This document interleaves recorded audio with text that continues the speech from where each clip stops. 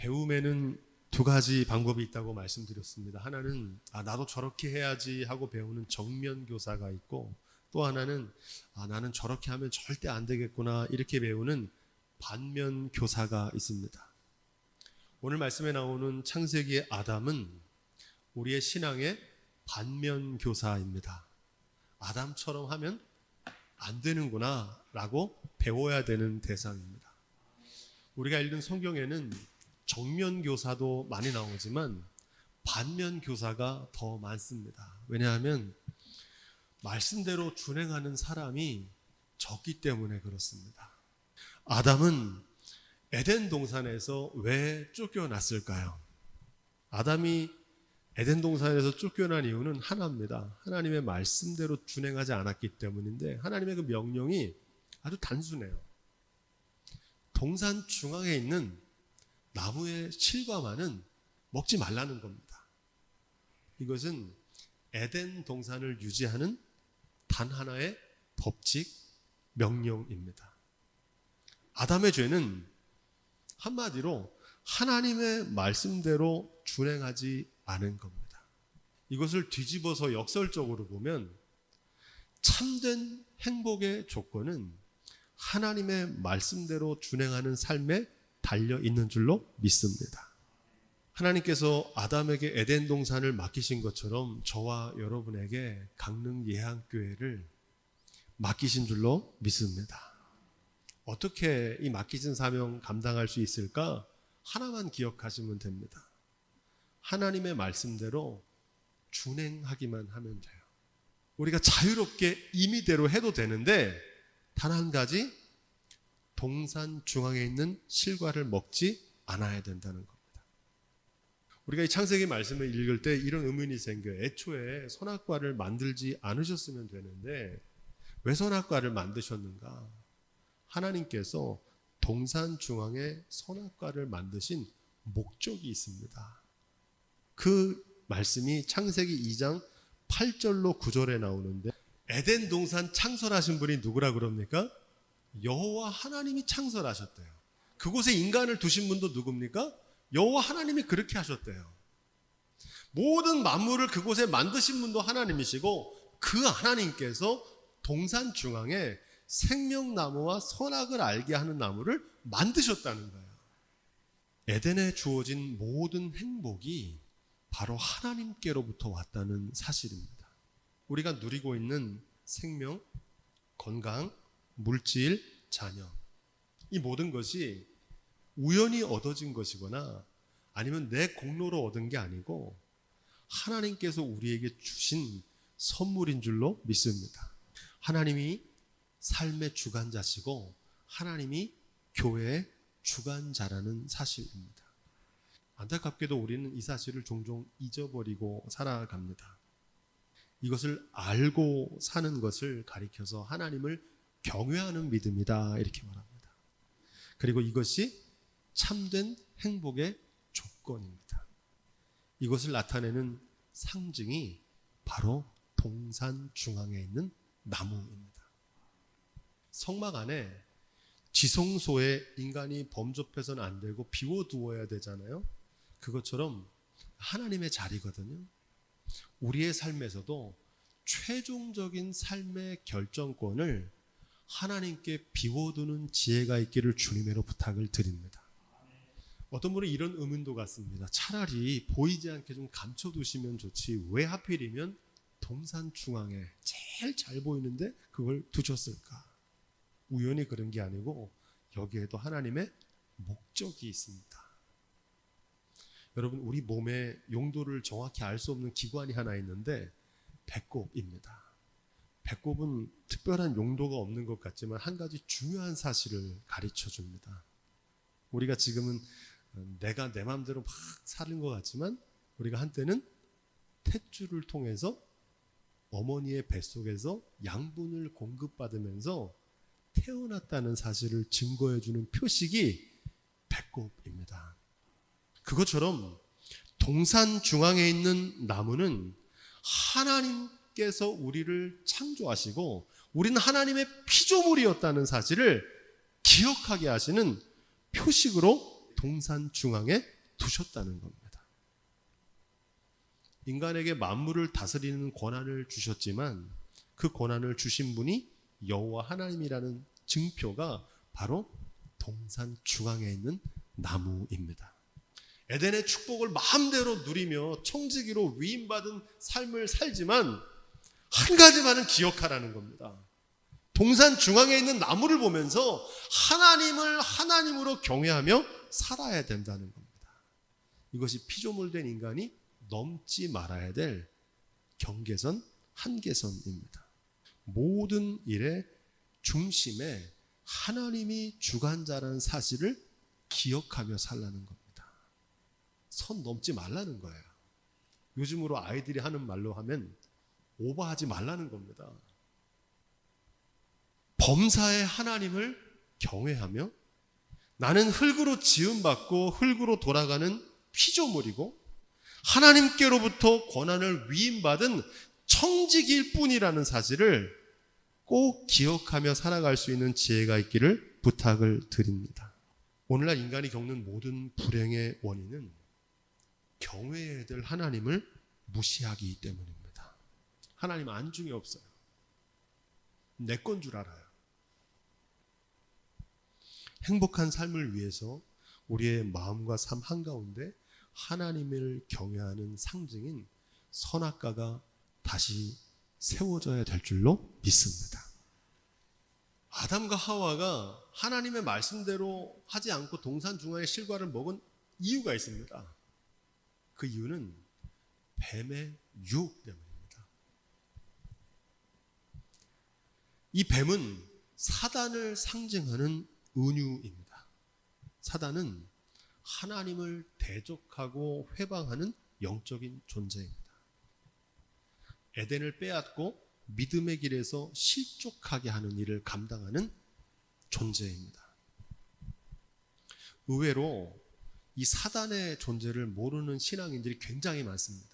하지만 성경은 분명하게 우리에게 증거하죠. 베드로후서 5장 8절로 9절에 근신하라 깨어라 너희 대적 마귀가 우는 사자같이 두루 다니며 삼킬 자를 찾나니 너희는 믿음을 굳게 하여 저를 대적하라. 우는 사자처럼 다니면서 삼킬 자를 찾는데요. 그러면서 이렇게 기록합니다. 이는 세상에 있는 너희 형제들도 따라해 보겠습니다. 동일한 고난을 당하는 줄 알미니라. 아멘.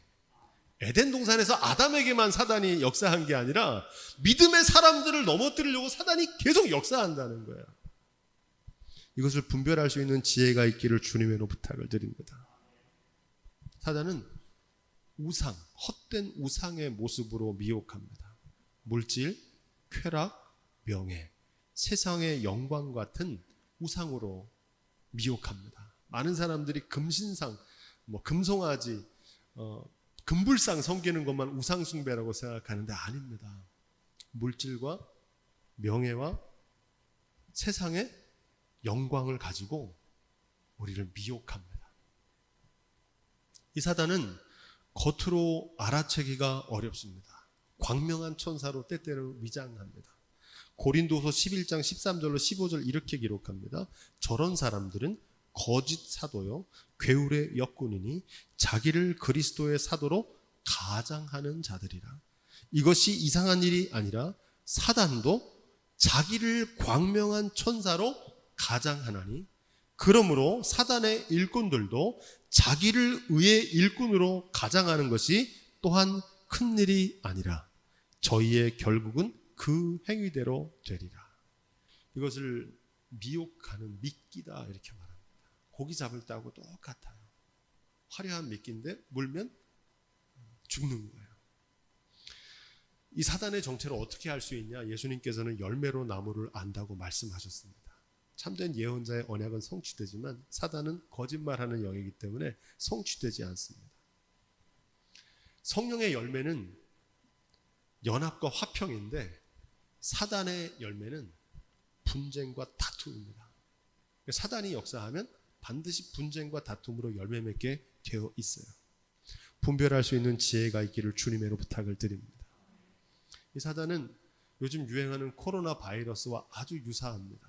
눈에 보입니까? 안 보입니까? 안 보여요. 사단은 영적인 존재라서 안 보여요. 또한 사단은 시험의 대상을 가리지 않습니다. 예수님께서도 광야에서 사단에게 시험 받으셨어요. 때와 장소를 가리지 않습니다. 지금 사단이 뱀이 유혹하는 자리가 어디입니까? 에덴 동산에서 하잖아요. 예수님께서 광야에서 시험 받을 때 사단이 마지막 세 번째 시험은 예수님을 예루살렘 성전 꼭대기 위로 데리고 올라갑니다. 어디서 시험 받으셨어요? 예루살렘 성전에서. 사단은요, 교회 안에서도 역사합니다. 중요한 사실은 코로나 바이러스가 사람을 통해 감염되는 것처럼 사단도 사람을 통해서 역사합니다.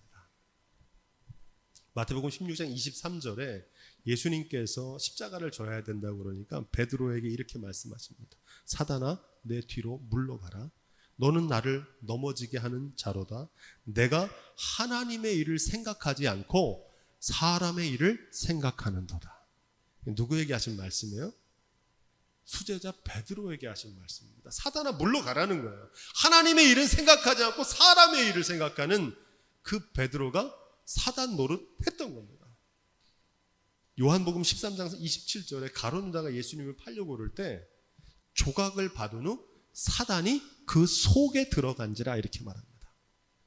가룟 유다의 속에 뭐가 들어갔어요? 사단이 들어가서 예수님을 파는 일을 하게 한 거예요. 사단은 바이러스가 비말을 통해서 전달되는 것처럼 사단은 말로 역사합니다. 말로. 회방하는 말, 대적하는 말입니다. 그럴듯한 말로 역사합니다. 그리고 확산돼요. 전염병처럼. 목적은 하나입니다. 하나님의 말씀이 이루어지지 못하게 하고요. 믿음의 길에서 실족시키는 겁니다. 이것을 가리켜서 성경은 영적 전쟁이다 이렇게 말합니다. 에베소 6장 12절은 이 영적 전쟁에 대해 이렇게 말합니다.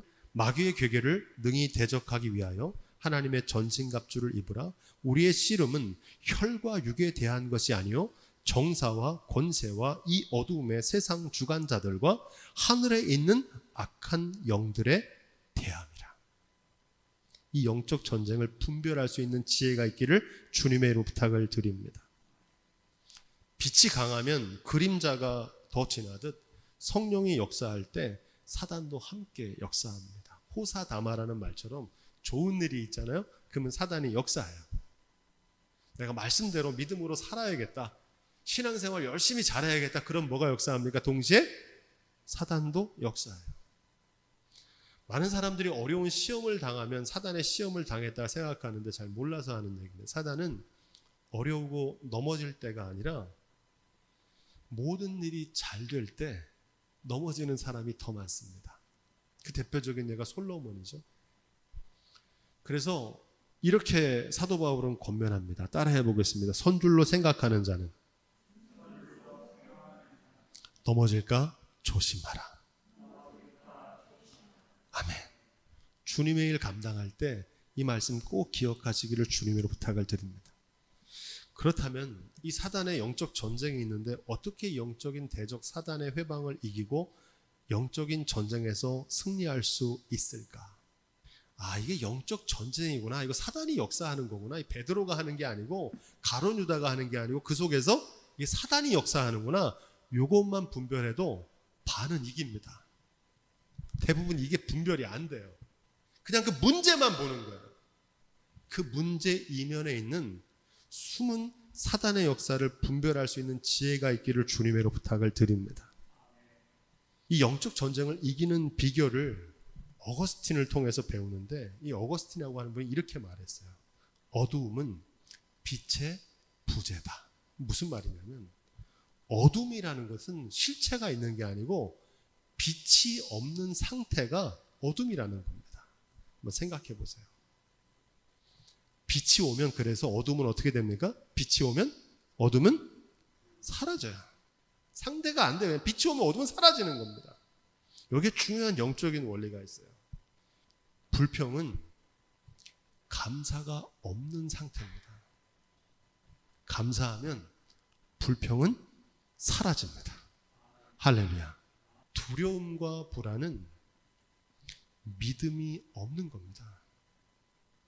믿음 위에 굳게 서면 두려움과 불안은 떠나가게 될 줄로 믿습니다.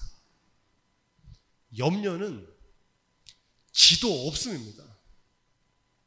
기도하면 염려는 사라집니다. 할렐루야. 빛과 어둠처럼.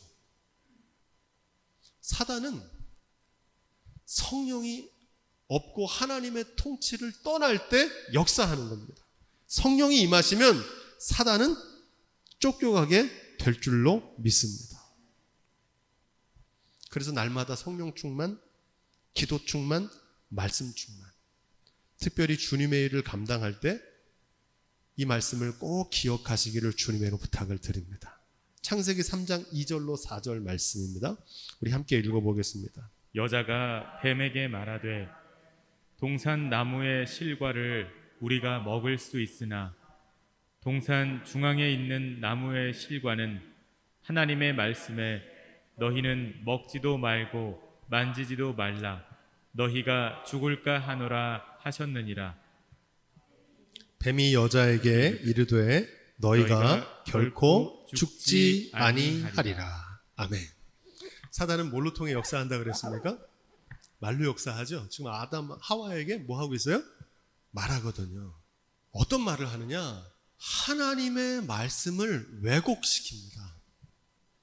동산 중앙에 있는 실과만 먹지 말라고 그랬는데 모든 실과라고 이렇게 바꿉니다. 하나님 말씀을 바꿔요. 하나님께서는 반드시 죽으리라고 그랬는데 하와는 뭐라고 얘기합니까? 죽을까 하노라 이렇게 말합니다. 하나님의 말씀에 대한 부정확한 기회를 타고 들어갑니다. 그러면서 사단이 그 말씀을 전면으로 부정해요. 너희가 결코 죽지 아니하리라. 하나님께서 어떻게 한다고 그랬어요? 동산 중앙에 있는 나무를 먹으면 어떻게 된다고 그랬어요? 너희가 종영 죽으리라. 반드시 죽으리라 그랬는데 사단은 뭐라 그럽니까? 죽지 않는다 그래요. 우리 교회가 예배당을 건축할 때 하나님께서 약속의 땅을 주실 것이고 그곳에 새 예배당을 세우시겠다고 말씀하셨어요. 할렐루야. 그런데 사단은 어떻게 역사하냐면 그거는 안 된다는 겁니다. 불가능하다는 거예요. 못한다는 겁니다. 말로 역사해요. 하나님의 말씀을 대적하여 역사하는 사단을 분별할 수 있는 지혜가 있기를 주님으로 부탁을 드립니다. 우리의 믿음의 근거는 하나님의 말씀인 성경입니다. 안타깝게도 오늘날 성경이 교회에서 침묵하고 많은 사람들이 성경을 읽지 않습니다. 이단이 득세해요. 오늘날 교회가 교회다운 모습을 감당하지 못하는 이유는 빛과 소금의 능력을 잃는 이유는 바로 하나님의 말씀의 성경에 대해서 무지하기 때문입니다. 성경을 읽긴 읽는데 요절 같은 큐티를 읽습니다. 성경을 권별로 읽는 권독을 해야 됩니다. 전체적으로 읽고 그 메시지를 건져 올리는 거죠. 통독 많이 하는데 통독은 표층적으로 겉만 읽는 건데 심층적인 정독을 해야 됩니다. 그 말씀의 뜻이 뭔지를 깨달아야 돼요. 대부분 성경을 읽을 때 취사 선택합니다. 듣기 좋은 말씀은 할렐루야 아멘으로 쉬운 말씀 잘 받아들여요. 그리고 암송합니다. 근데 어려운 말씀, 책망의 말씀 잘 읽지 않습니다. 균형 잡힌 성경 읽기를 해야 돼요. 지금 우리 강릉 예한교회가 지난 20년 동안 그 일을 해온 겁니다. 예수님께서는 말씀으로 사단의 시험을 물리치셨어요. 유일한 우리의 영적 전쟁의 공격 무기는 하나님의 말씀인 성경인 줄로 믿습니다. 그래서 뭐라고 얘기합니까? 따라해 볼까요? 성령의 검, 하나님의 말씀을 가지라. 아멘. 말씀이 이겨요. 3장 5절입니다. 시작. 너희가 그것을 먹는 날에는 너희 눈이 밝아 하나님과 같이 되어 선악을 알 줄을 하나님이 아심이라. 아멘. 사단의 유혹은 하나님과 같이 되는 거예요. 사단은 인간의 탐욕을 부추겨서 교만하게 합니다. 마음이 높아지는 거예요. 그래서 자기가 주인인 줄 알아요. 하와가 동산 중앙에 있는 나무 따먹은 거는요, 호기심에 의해서 실수로 그런 게 아니에요. 하나님과 같이 되고 싶었던 거예요.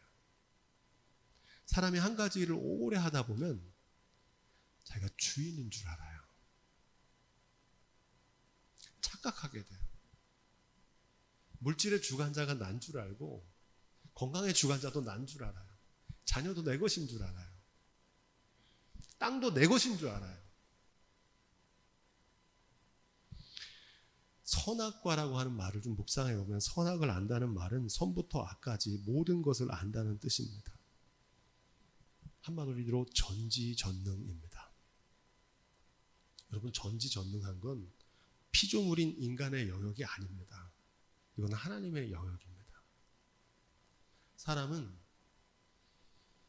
부정확하고 변합니다. 사람의 지식엔 한계가 있거든요. 어떻게 다 합니까?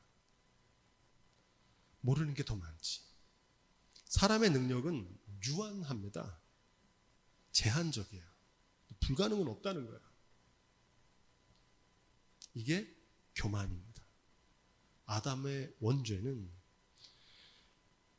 선악을 판단하는 전지전능하신 하나님의 자리에 앉으려고 하는 교만입니다. 예배당을 건축할 때 이 일이 된다 안 된다, 여러분, 이 일이 될지 안 될지를 어떻게 우리가 판단합니까? 하나님이 아시지. 선과 악을 자기가 판단해요. 함부로 정죄합니다. 이건 선한 거고 이건 악한 거래요. 아니래요. 이건 내 말이 맞다는 거예요.